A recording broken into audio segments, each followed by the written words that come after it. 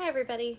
Today I'm going to show you how we're going to begin the coloring process of our Rene Magritte Son of Man inspired self-portrait. Couple things to remember. The first thing is you have to have something going around your head or on your head.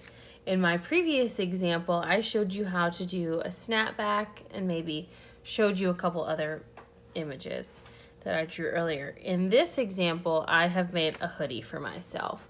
And just for the sake of simplicity, I have not created a logo. If you have created a logo, that's great. I'll show you how to make sure that it stands out in just a minute. How we're going to do the background and the hoodie or headpiece and shirt are with watercolors. And I'll show you how to make the watercolors different lights and darks and that kind of thing. So we're going to start with the background. The background, we don't have browns or blacks or even white watercolor. We just have the colors of the rainbow. So to make the background kind of fade from light to dark blue or cloudy to not so cloudy, I am going to use my blue in several different ways. And I'm going to show you how those colors change.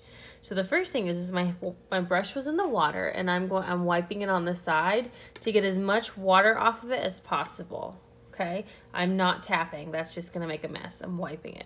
And then I'm going to dab it. I am going to dab it into the paint.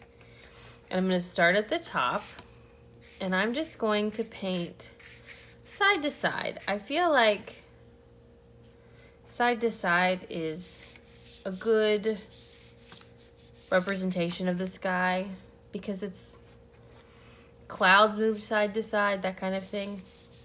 Okay, now that you have seen the color that the watercolor is, I'm going to show you how to make it lighter. So let's say that it's a cloudy, breezy day, which in the painting it's actually a very cloudy day. There's not really any blue in the sky, but we don't have the color to mask that, so that's what we're going to show here. We're going to take the watercolor, we're going to give ourselves a decent amount of water on our brush, and I'm not going to wipe it but once. So there's a lot of water on my brush, and then I'm going to dab it in the paint, and then I'm going to dip it again, which actually turns the water blue at this time. And then I'm just going to gently do one long stroke,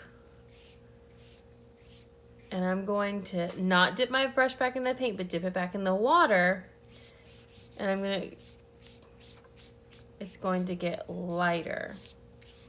Okay. Now, if you have absolutely no paint on your brush, then definitely go back to the blue, but always go back to the water if you're trying to make a light blue. And this goes for any color. If you're trying to make a light color, you need more water on your brush.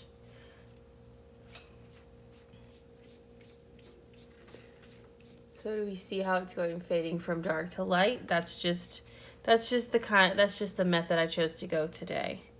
If you really, really want a super bright blue day, go for it. I encourage you to try that because it's actually just as hard to get an even blue coat because your watercolor sometimes doesn't have the same amount of water in it every time. Okay, so I'm actually going to go back down to my shirt and I'll meet in the middle just because I find it easier. But notice I'm still going the same direction. I'm not going up and down, I'm going side to side. And if you chose to start up and down, that's fine, but stick to the direction of your choice. Don't just flip-flop. Don't go back and forth. Don't start up and down and then choose go to side to side. Don't start side to side and go up and down. All right, so there's my fade. It goes dark, light, dark. And that's kind of what I was going for, so I'm happy with that. Now moving on to the other side, I'm gonna do the same thing and do your absolute best not to get it on your hair or your hat or your shirt, okay? If you run out of paint, you run out of paint, go back to another.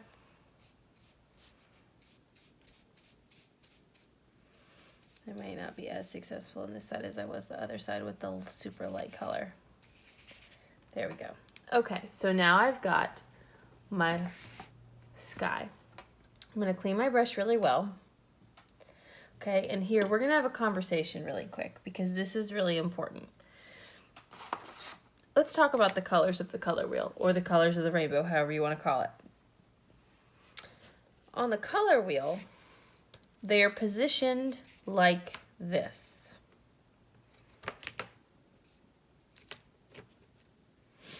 Actually, no, this is down here.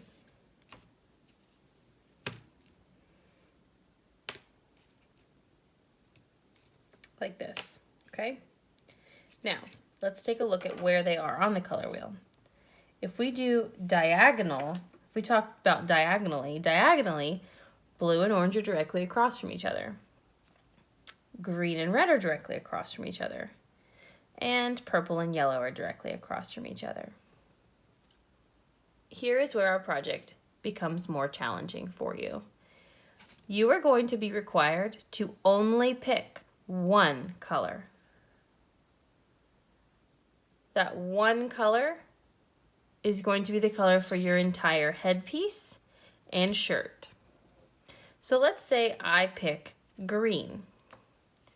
That means that the fruit or vegetable that's going to go over my face is going to be required to be red. And I'm not using the rest of the colors, but I'm not even using red today. Red is only going to be my fruit or vegetable. So in just a moment, I'm going to show you exactly how to use the green and make it darker and lighter to give you definition for your hat or headpiece or hood and shirt. All right, so I've gotten everything out of the way from what we just spoke about, and I've chosen green.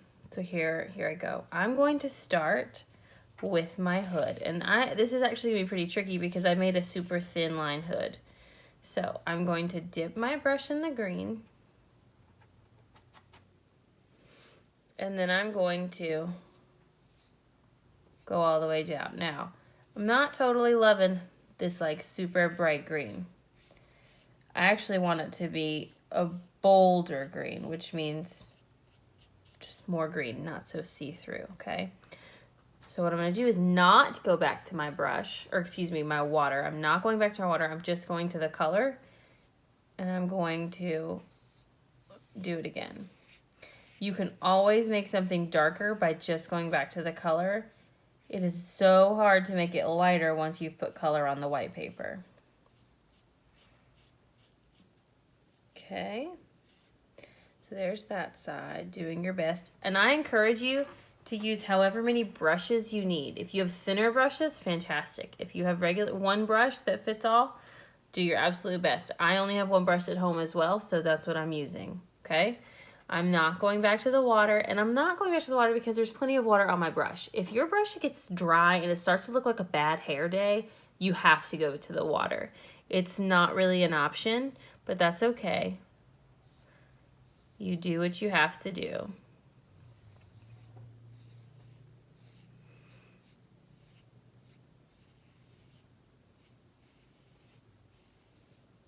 So I'm going down.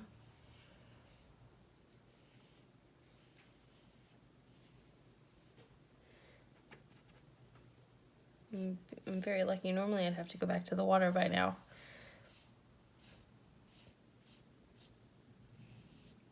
Okay.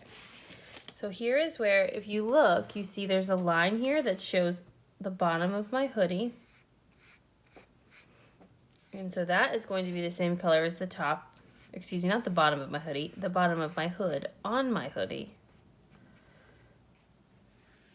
And that's going to be the top. The color of the top.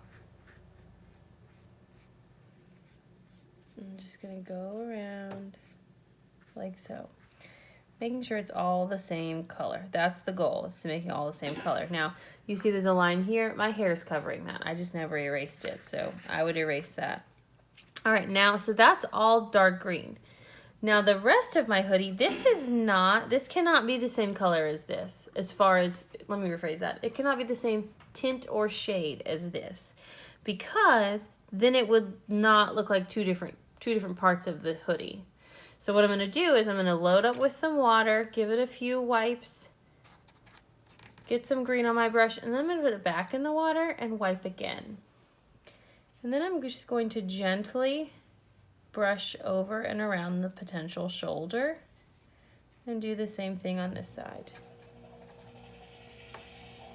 So you figure out what best works for you, but just know that your colors have to change. They have to get lighter or they have to get darker for this to work. So if you have words on yours, I would recommend maybe you do the hood and the words the same depth of color, which means they might be super dark, or your hood's super light and your words are super light and the shirt part's really dark. Up to you, however you want to do it, but I'm not changing the fact that I'm using a green. The green is not changing, or whatever color you pick. You have to stick with that color, and you use your water as if it were white. And you use the dryness of the brush as if it was adding black to the color. So my table's not quite long enough. Need a little bit more water. You can see that I've done this picture on the back already, but I chose a different color. I like to save paper where I can, especially when we're all at home and have limited resources. All right, so I have done my hoodie and I've done my background. This is exactly what we're doing once we've drawn our picture. We will move on to our hair and our skin color next week, and we will draw our fruit if there's time. I hope you guys were able to catch up, and I'll see you in class.